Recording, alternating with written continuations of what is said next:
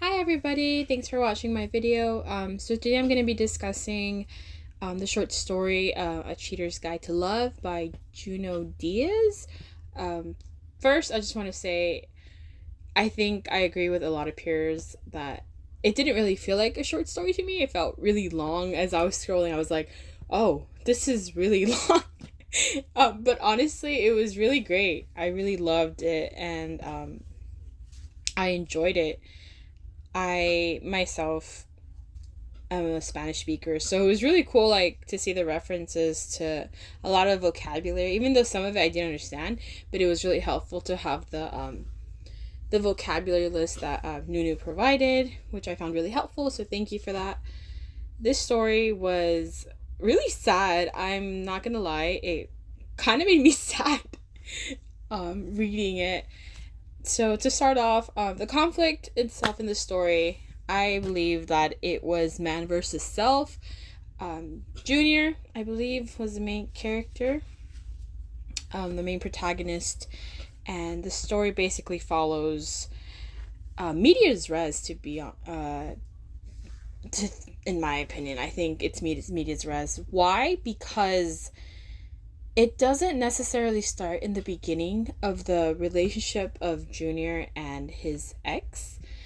It's more like it starts off in this part of when he was caught cheating.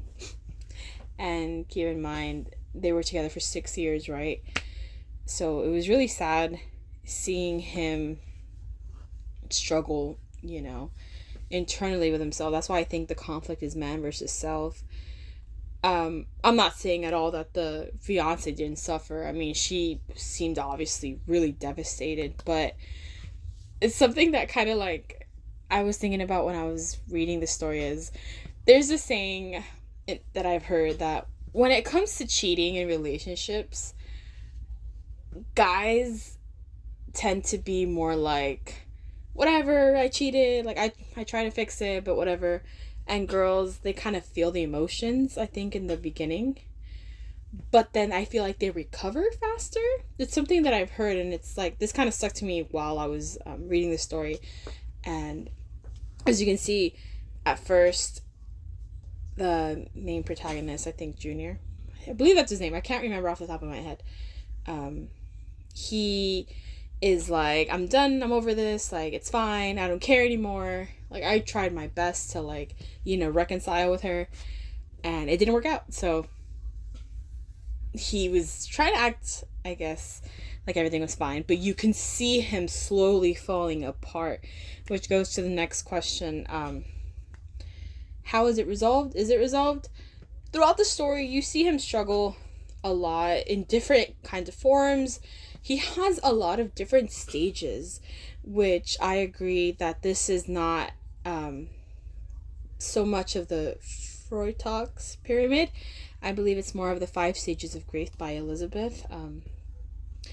You see him throughout the story have different stages that he's trying to use to overcome this powerful breakup that I feel he doesn't even want to admit that it's that harsh to him. You see him go through deep depression, you see him go through alcoholism, you see him become very disassociated with women and just having sex left and right, not caring. And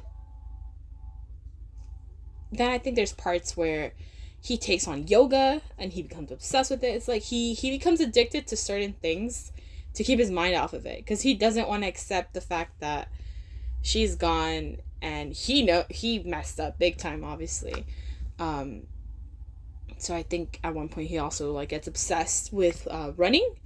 It's really interesting to see his thought process, which I found it really interesting that the narrator was in second person point of view. I haven't read a story in a long time with second person point of view, so it was really nice. I really enjoyed it, seeing it, because you can really, really analyze everything that's going on in his life and what he's thinking about. And that's why it made it so sad, because it's I felt like I was that person going through that cheating, story, even though I wasn't. as for the plot, I think the plot was overcoming the monster.